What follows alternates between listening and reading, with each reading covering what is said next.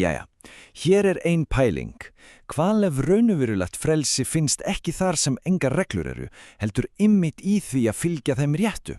Það hljómar kannski eins og hrein þversögn, en við skulum kafa ofan í þessa ótrúlega kröftugu hugmynd lögmál frelsisins. Sko, þetta spurning sem við veltum öll fyrir okkur einhvern tíman. Snýst frelsi bara að geta gert nákvæmlega það sem manni sýnist, hvenær sem eða þurfum við kannski reglur til að vísa okkur veginn? Yfirleitt hægt að vera sannarlega frjáls innan einhvers ramma? Ok, til að komast til botns í þessari þversögn þá þurfum við eiginlega að fara alveg aftur til upphafsins. Og það í fornri speki eins og þeirri sem við finnum í bók Sírakssonar sem við fáum grunninn að þessu öllu. Og grundvallara atrið hér eiginlega svolítið sláandi. Samkvæmt þessari hugsun fæðumst við ekki með einhverja innbyggða illsku. Frelsi til að velja okkur meðfætt, það hluti af því sem við erum. Hið illa þá eitthvað sem kemur utanfrá og reynir á okkur, en það ekki kjarnin í okkur. Og hvað þýðir það? Jú, það þýðir að ábyrgðin lendir algjörlega á okkur. Allt í lagi, þetta gríðarlega frelsi. Hvað þýðir það svona í alvörunni, í daglegu lífi? Já, það þýðir í raun að lífið sjálft bara ein stanslausar krossgötur. Heimildin notar þessa einföldu en útrúlega sterku myndlíkingu. Ímyndi ykkur að hver einasta ákvörðun, alveg sama hversu lítil, sé val á milli tveggja vega. Það engin hlutlaust staður til að standa á, maður alltaf að velja aðra hvora leiðina.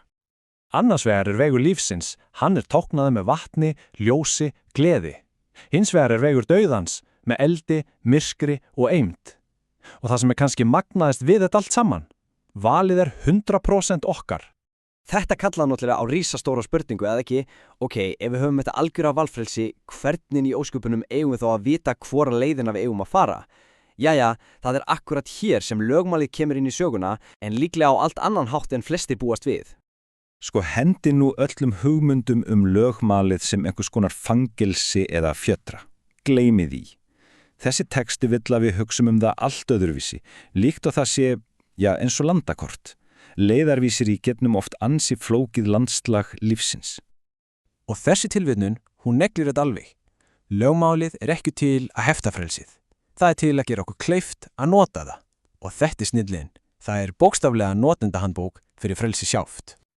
Og það sem meira þetta ekki bara einhver ný túlkun, þetta liggur í sjálfu tungumálinu. Orðið sem notað, tóra, þýðir ekki skipun eða regla, það þýðir kennsla. Leiðsókn, þetta alveg rosalegur munur. Þetta ekki reglubók, heldur viskubók. Þannig breytist allt viðhorfið.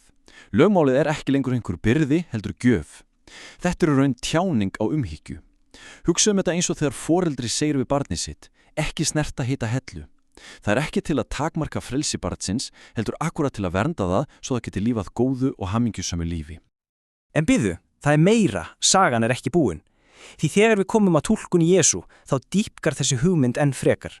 Hann tekur nefnilega fókusinn af því sem við gerum og setur hann á það sem býr innra með okkur, frá verkinu, beint í hjartað.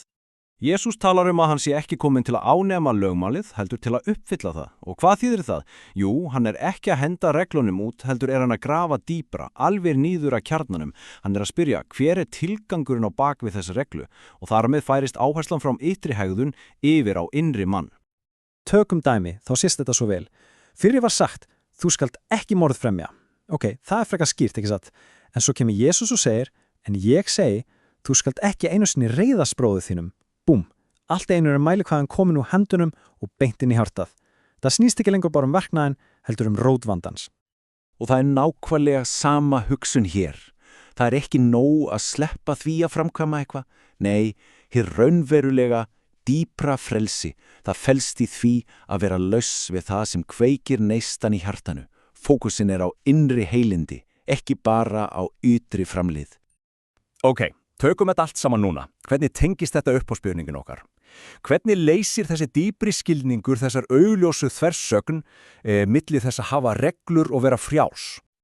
Jæja, hér niðurstaðan og hún kröftug.